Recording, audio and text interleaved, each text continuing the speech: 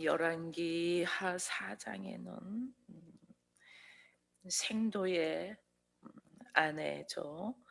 선지자의 제자의 아내 중 한 여인이 엘리사에게 부르셔서 남편이 죽고 이제 두 아들만 있는데 이 아들도 빚 때문에 종이 되어서 갈 것 같아라고 부르짖는 이 사건과 함께 또 수냄 여인에게 또 그가 삶은 풍요로운데 그에게 부족한 것이 있잖아요. 그게 아들이 없었어요. 그러니 아들이 없다는 것은 소망이 없는 거죠. 소망이 없는 이 사건과 또 넘겨보니까 또 두 가지 기적이 있잖아요. 하나는 흉년에 국을 끓여서 먹는데 이게 먹을 것이 없다는 거죠. 먹을 것이 없어서 채소들 켜다가 들포도 등굴을 가지고 국을 끓이는데 거기에 독이 들어 있어서 그 독의 문제를 해결하는 것과 또 하나는 보리떡 20개 가지고 100명이 먹는 사람이 먹고 남는 이 모두 다 어려운 환경이라는 거예요. 힘들고 어려운 환경 속에서 이들이 어떻게 하기를 원하는가 이것이 하나님께서 지금 열왕기하 4장에서 말씀하는데 우리는 어떤 문제들이 해결되기를 원하죠.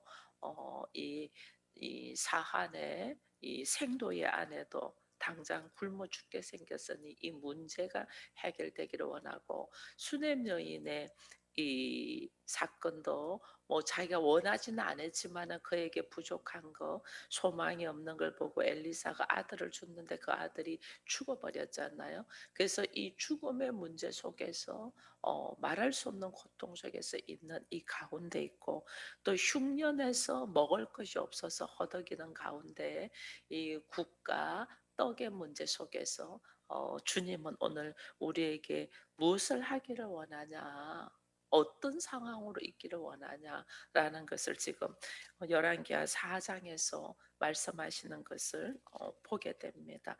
여기에서 이제 주께서는 우리는 거기에서 문제 속에서 허덕이고 그리고 좌절하고 넘어지고 실망하고 이런 모습에 있는 우리에게 주께서는 네가 평안하냐라고 물어봅니다. 평안하냐? 왜? 내 중심이 어디 있냐서 다루는 거죠. 여러분 모든 내가 하나님이 창조주이시고 창조주이신 하나님이 오늘 살아계셔서 역사하신다면 나의 중심의 걸음이 어디 있냐는 거예요. 내가 어디에 있든지 상관이 없어요. 우리 찬양도 그런 거 있잖아요. 내가 뭐 어디에 있으나 초막이나 궁궐이나 어디에 있으나 주와 함께 있으면 하나님의 나라를 했거든요. 그래서 그게 왜냐하면 하나님의 나라가 어디 있냐면 하나님 나라가 내가 궁궐같이 좋은 집에 사는 것이 하나님의 나라가 아니고 하나님 나라는 여기 있다 저기 있다 안 하고 어디에 있어요? 우리의 마음에 있잖아요. 우리의 마음에 있으니까 내가 어디에 있는가, 내가 어떤 형편 속에 있는가는 상관이 없는 거예요. 그 상황 속에서 내 안에, 내 마음에 하나님의 나라가 이루어졌냐는 거예요. 내가 어디에 있든 간에, 내가 어떤 위치에 있든 간에, 어떤 상황이든지, 어떤 문제 속에서 갇혀 있든지 뭐 상관이 없는 거예요. 네가 어디에 있나? 네가 하나님의 나라를 이루고 있냐? 평안하냐? 그 말은 네가 하나님의 나라에 거하고 있냐? 그 말이에요. 우리가 하나님의 나라 안에 거하고 있으면 내가 어디 있든지 무슨 상관이에요. 근데 내 안에 내 마음 안에 하나님의 나라가 없고 하나님이 함께하는 것을 인식하지 못하고 말씀이 나를 통하여 이루어진 것을 내가 이걸 경험하지 못하니까 우리는 형편과 상황을 가지고 이야기하는 거예요.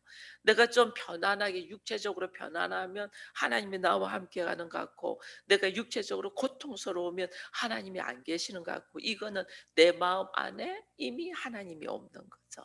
그래서 말씀하시는 거예요.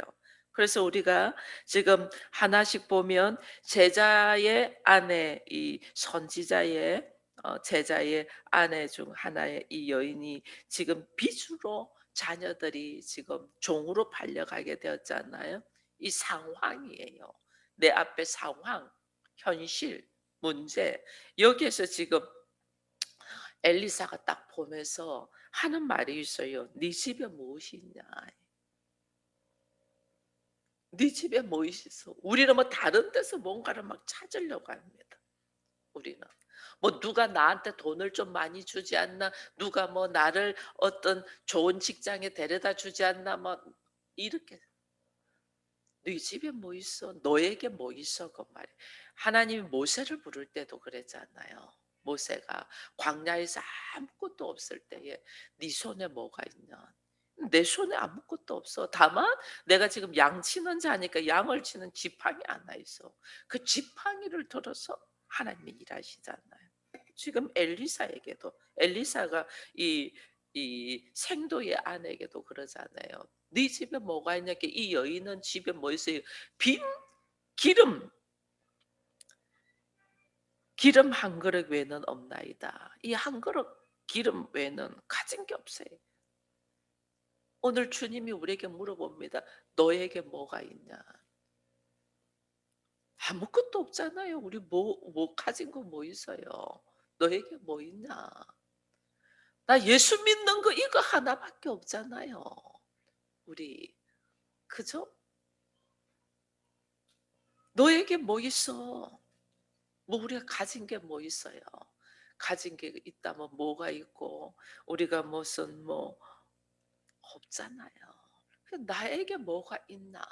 이걸 끄집어내라는 거예요, 이거. 이거 끄집어내라.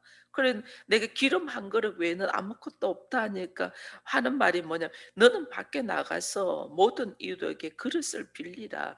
빈 그릇을 빌리라. 그러잖아요. 이 이해가 안 되잖아요. 그죠? 이해가 안 되죠. 근데 이해가 안 되는데도 오늘 내가 하나님 앞에 정말 환경이 어렵고 힘들어서 뭐 먹고 죽을래도 먹을 것이 없다 할 정도로 내가 환경이 어려울 때 하나님이 나에게 딱 "너에게 뭐 있어?" 이렇게 딱 질문하면 나에게 뭐가 있는가를 말할 수 있는 것이 뭐냐는 거예요. 뭐냐. 내 안에 그나마 교회 다니서 나 안에 그나마 믿음이라도, 정말 손톱만큼이라도 겨자씨 한 알만큼이라도 믿음이 있냐는 거예요. 그 믿음이 있으면 그 믿음으로 그다음에 하나님이 무슨 말씀을 툭 던지면 그것이 이해가 되고 이해가 되지 않고 상관없이 그 말씀을 탁 붙들고 행동으로 옮기자. 빈 그릇 빌려와. 빈 그릇 빌려와. 이 빈 그릇 이해가 안 되는데 빈 그릇 빌려 놨어요. 그 빈 그릇도 그 사람의 믿음만큼이죠. 그러니까 그 빈 그릇을 뭐 말할 수 없이 뭐 수천 개 빌려 왔다. 그러면 그 믿음만큼 찰 거고, 그가 '아 웬 빈 그릇을 빌려오래?' 그래서 한 10개 빌려왔다. 10 개도 많았겠죠. 이 집 저 집까지 빌려왔으니까. 한 10개 빌려왔다면 그 믿음만큼만 채워지는 거예요. 빈 그릇 빌려왔어요. 그다음에 하시는 말씀이 4 절에 보게 "너는 내 두 아들과 함께 들어가서 문을 닫고." 이게 중요해요. 아들과 함께 문을 닫아라는 말은 세상 어떤 말과 생각과 상식들을 내려놓고 오직 그의 말씀에 집중하라는 거예요. 우리는 뭐 얼마나 세상적인 다른 것들을 많이 해요. 문제 해결점이 네 손에 뭐 있어? 그리고 나에게 주신 세미한 음성 속에 철저히 순종하면서 문을 닫고 오직 하나님 앞에 집중하니까, 그러면서 뭐래요?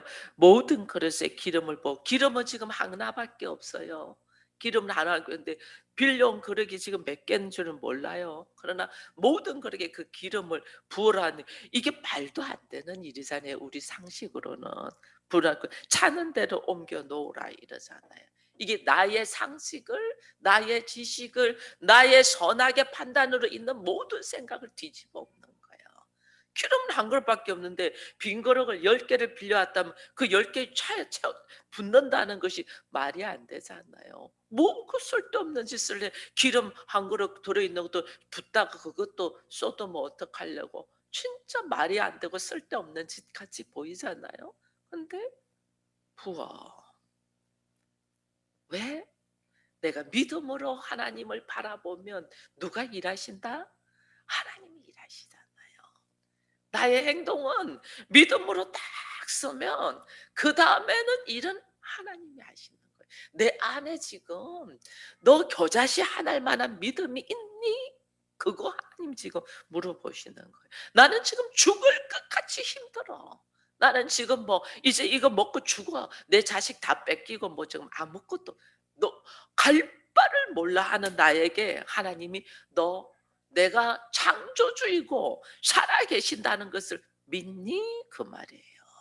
하나님 진짜 그 하나님을 만나라는 거예요. 그 하나님을. 우리는 문제 속에서 하나님은 안 만나고 사람을 의지하는 거예요. 나를 만나. 너 나 믿어? 너 나의 존재를 너 인정하니? 지금 그거 말씀하는 거예요.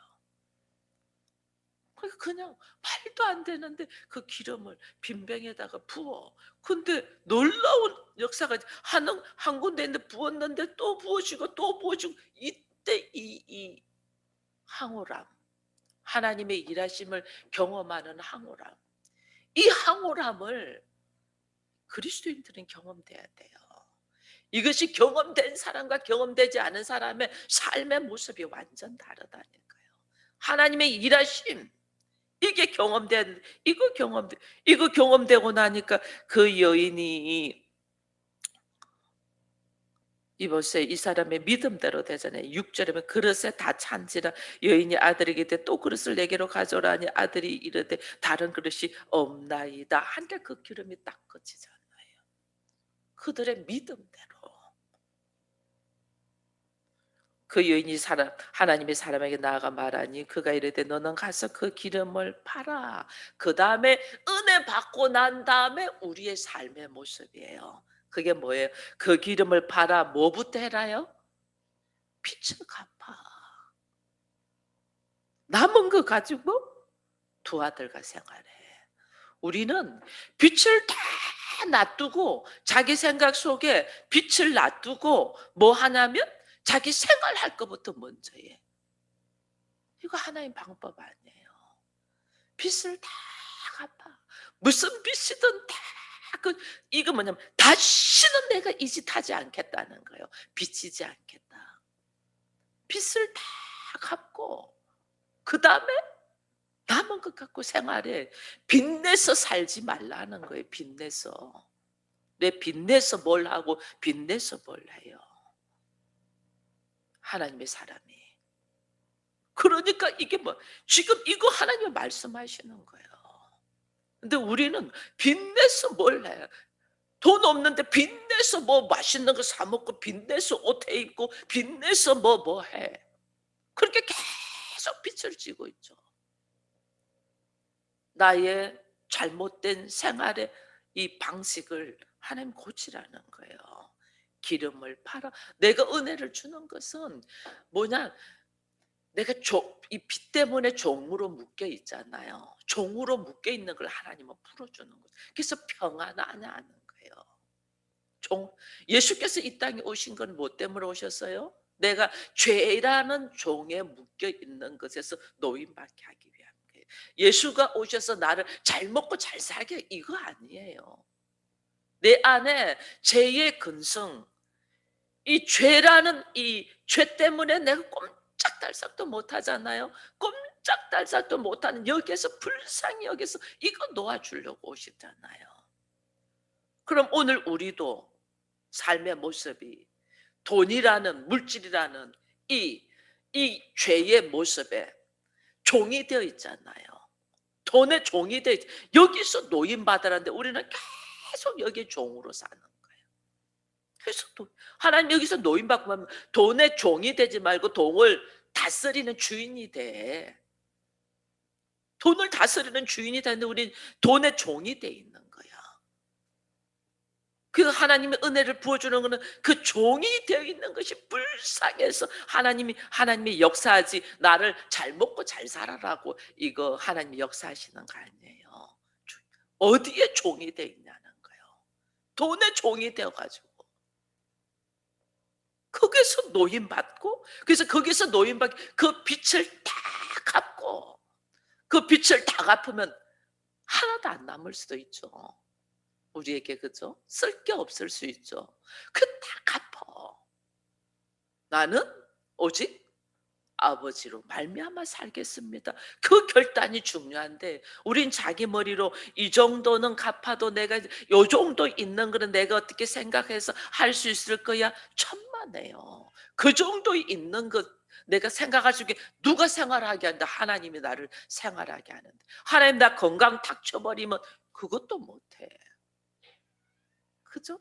그래서 철저하게 말씀에 의지하여 정리하고, 아무것도 없으면 나 아무것도 없은 적 하나님 이제부터 하나님과 함께 시작입니다 하고 시작해야 되는데, 우리는 이 정도는 내가 감당할 수 있으니 이 정도만 갖고 이렇게 생각하는, 이게 지금 잘못되어 있는 거예요. 보면 이 수냄 여인도 마찬가지예요. 수냄 여인은 감사하게도 이게 뭐냐면, 이 여인은 자녀가 없는 가운데 있지만은 이 하나님의 말씀에 대하여, 그리고 하나님의 사람에 대하여 관심이 있어요. 그래서 내가 자녀가 없다면 그 자녀에 이 올인하지 못하는 모습이 있으니까, 어떻게 하면 하나님의 사람에 대한 철저한 관심으로 통해서 엘리사가 어떻게 오면 이 엘리사를 위하여 이 하나님의 거룩한 사람을 내가 안다, 그 사람을 위하여 우리 집에 작은 방이라도 마련해서 그가 항상 여기 올 때는 여기서 거하고 여기서 먹고 할 수 있도록 마련하는 거예요. 자기 집을 이 엘리사가 거할 수 있는 공간을 마련해 놓는 거예요. 항상 거기 놔두는 거예요. 그래서 그 사람이 오면 항상 이게 참 쉽지가 않잖아요. 그죠? 우리나라 문화는 특별히 그 손님을 맞이할 수 있는 공간이 있는 것이 참 부족하잖아요. 그래서 조금 잘 사는 사람들이 이 게스트룸을 마련해 놓고 그러는데, 이 시대에 이 하나님의 사람이 언제든지 와서 거할 수 있도록 마련해 놓는다는 게 참 쉬운 것이 아닙니다. 근데 그 마음의 중심을 알고 엘리사가 그에게 늘 이렇게 대접을 받으면서 그 마음의 중심을 알고 뜩 보니까 그 여인이 가장 필요한 것이 있는데 그것이 없다는 걸 알게 된 거죠. 그게 아들이에요. 왜 이 시대는 아들이 없다는 것은 소망이 없는 거거든요. 겉으로는 멀쩡하고 겉으로는 잘 사는 것 같은데, 이제 이 생도의 아내하고는 이 역이 됐죠. 생도의 아내는 아들이 둘이나 있어. 그런데 삶의 환경에서 먹을 것이 하나도 없어. 수냄 여인은 삶에서는 먹을 것이 풍족해서 남이 볼 때는 잘 사는 것 같은데 아들이 하나도 없어. 반대죠. 반대로 우리가 볼 때는 뭐 자식이 없어도 내가 나만 잘 먹고 잘 살면 돼 하는 생각을 가질 수 있지만은, 하나님이 보실 때는 똑같다는 거예요. 하나님 보실 때는 잘 먹고 잘 살아도 자식이 없는 자나 자식이 둘 있어도 먹을 것이 없는 자나 똑같다는 거예요. 똑같이 부족한 자, 소망이 없고 희망이 없는 자예요. 근데 이 여인은 엘리사에게 집중하면서 그를 돕는 역할을 하니까, 엘리사가 이 여인에게 아들이 없는 걸 보고 네가 너의 부족한 것, 너의 소망 없는 것에서 노임받을 수 있도록 아들을 준다 했어요. 근데 이 아들을 준다는데 참 감사하게도 아들을 진짜 줬어요. 근데 나중에는 아들이 이제 죽어버리잖아요. 아들이 죽어버리니까 이 아들을 다시 살리는 모습도 우리가 이렇게 보면 이 생도의 아내에게 한 거하고 거의 같아요. 그리고 뭐 엘리사가 자기의 산 게하스에게 네가 나의 지팡이죠, 엘리사의 지팡이를 가지고 가서 누구를 만나든지 인사하지 말고, 누가 너에게 인사해도 대답도 하지 말고 이 지팡이를 가고 그 아이에게 올려라, 이렇게 됩니다. 이게 뭐냐면 오직 하나님의 일하심과 능력에 이 집중하라는 거죠. 사람 의지하지 말라는 거죠. 그 집중하랬지만은 실제로 되지 않잖아요. 되지 않는데 나중에 엘리사가 직접 와서 또 엘리사가 그 아이의 죽은 침상에 누워 있는 것을 보고 34절에 보니까 들어가서 문을 닫으니 두 사람뿐이다. 문을 닫았다. 똑같잖아요. 이 왜냐하면 세상 어떤 방식과 생각은 나 차단해. 오직 하나님께 올인하는. 왜? 내가 살릴 수 있는 게 아니잖아요. 내가 할 수 있는 게 아니야. 하나님이 하시는 일이야. 하나님 하시는 게 세상에 어떤 나의 이 선악의 지식의 판단이나 생각이나 사람들의 말이나 이거 다 내려놓고 하나님에게만 올인하는 거예요.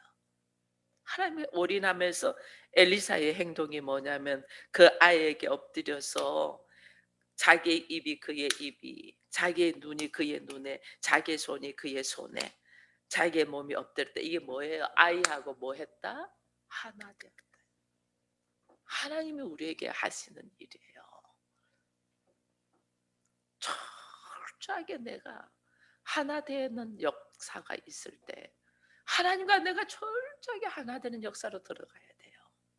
그 은혜에 들어가면 그다음부터 내가 일하지 않아요. 하나님이 일하셔요. 오늘 우리가 말씀을 새벽을 깨우며 기도하고 말씀을 듣는 것은 나의 어떤 환경과 문제가 해결되기 위함이 아니에요. 내가 하나님과 하나 되는 일, 하나님과 하나님과 하나 되는 일 속에 내가 들어가면 나의 삶 속의 문제는 내가 하는 게 아니에요. 하나님이 하셔요. 여러분 나의 인생에 하나님이 일하실 수 있도록 여러분 좀 열으시기를 바랍니다. 그래서 내려놔라는 거예요. 내 생각을 내려놔라. 내 감정을 내려놔라. 내 환경을 내려놔라. 이게 뭐냐? 하나님이 좀 일하겠다 그 말이에요. 하나님이 일할 건데 왜 네가 나서서 먼저 앞질려서 네 생각으로 네 감정으로 네 환경으로 하냐 그 말이. 그 하나님이 일 못하시죠. 엘리사가 지금 죽은 자를 어떻게 살리겠어요? 다 하나됨의 모습을 보여주잖아요. 내 눈이 내 것이 네 것이고 네 것이 내 것이고 죽은 너가 돼. 살한 내가 너가 되고 하나 되는 과정을 지금 보여주는 거예요. 이것을 또 다시 일어나서 또 다시 하고 그때 아이가 7번을 재채기했다는 그의 성실함과 진실함과 간절함 속에서 완전하게 일어났다는 거죠. 엘리사의 간절한 마음, 하나 되고자 하는 간절한 마음이 그 아이가 완전하게 일어나는 거예요. 다시 일어나는 거예요. 오늘 내가 얼마나 하나님 앞에 간절한 마음으로 서냐는 거예요. 간절한 마음으로 다 내놓고 간절한 마음으로 서면 지금 엘리사도 자기가 기적을 경험하는 거 이거 아이 살린 적이 없잖아요. 자기도 하나님이 일하심을 경험하는 거죠. 우리가 내 것이 아닌 거. 그러니까 그다음에 흉년 들어서 사람들이 먹을 거 없으니까 막 풀 뜯어 가지고 국 끓이는데 풀에는 독도 있잖아요. 근데 그냥 이게 보니까 그냥 이 솥에다가 독이 있는데 그냥 가루 던졌다 이래 돼 있는 거예요. 보리떡 가지고 20개 가지고 100명을 먹고도 배불리 먹고도 남음이 있다. 이게 지금 오병이의 기적 아니에요? 오병이의 기적. 이거 누가 하신다는 거예요? 하나님의 일하심. 여러분 우리에게 하나님이 네가 믿음으로 평안이 있나? 네가 믿음으로 사니? 하나님은 우리에게 예수님의 이름을 다른 말로 임마누엘이라고 했어요. 임마누엘의 뜻이 뭐예요? 하나님이 우리와 함께 하신다. 세상 끝날까지 우리와 함께 하신다. 임마누엘을 믿습니까? 이 임마누엘을 믿는다는 것은 예수를 믿는다는 거거든요. 이 예수를 정말 예수를 믿는 건 나도 잘 모르겠어. 그냥 믿습니다. 예수를 내가 삶으로 경험을 해야지. 이게 내가 말씀에 예수님은 말씀으로 오셨잖아요. 이렇게 내가 말씀에 의지하여 내가 한번 살아봐야지. 이게 내가 예수를 경험하는 거예요. 그러면 예수님 어쩌면 내가 세상 끝날까지 너와 함께 한댔잖아요. 세상 끝날까지 나와 함께 하시니 내가 어디에 있든 간에 나와 함께 하신 하나님 앞에 당당하게 쏘는 거예요. 내가 그 믿음이 없어서 오늘도 넘어진다는 걸 알고, 내가 임마누엘의 신앙이 없구나. 세상 끝날까지 나와 함께 한다는 이 하나님의 말씀을 내가 믿지 않구나. 이걸 딱 알고 내가 하나님과 함께 하심을 딱 바라보고 문제 속에서 넘어지고 자빠지는 게 아니라 기대하는 거예요. 하나님이 어떻게 일하실까를 기대해. 왜? 내가 하나님의 말씀 안에 딱 오직 다른 데 문 닫았고 말씀 안에 집중하여 있으면서 내 안에 내 마음 안에 하나님의 나라가 이루어지는, 그게 딱 이루어지는 것이 열어질 때 나의 영적인 눈이 쫙 열리는 거예요. 그럼 하갈이 물 한 통 들고 이스마엘하고 내쫓기면서 광야에서 흐느끼고 울잖아요. 하갈은 선택받은 여인이 아니에요.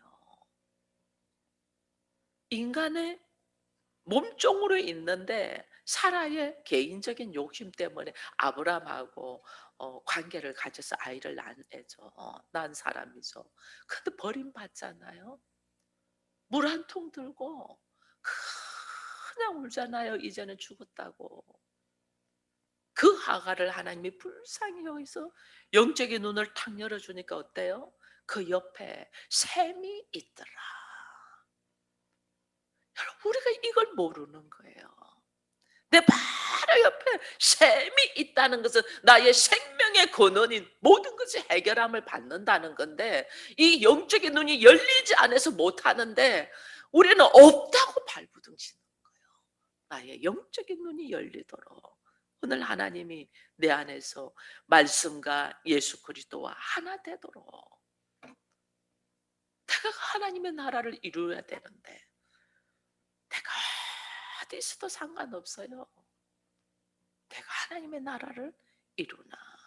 이것을 하나님이 오늘 우리에게 또 허락하심을 보면서 오늘 이 아침에 내 안에 믿음 없음을 다시 고백하면서 그렇게 말씀을 찾고 그렇게 하나님 만나고 싶고 그렇게 환경 속에서 물질을 다스리는 자가 되기를 원하면서도 여전히 종이 되어 있는 우리들 안에, 아, 하나님, 이건 내 문제였네요. 내 안에 말씀이 없네요. 다시 돌이켜 보면서 철저하게 세상 끝날까지 함께 하시는 임마누엘의 신앙으로 서기를 축원드립니다.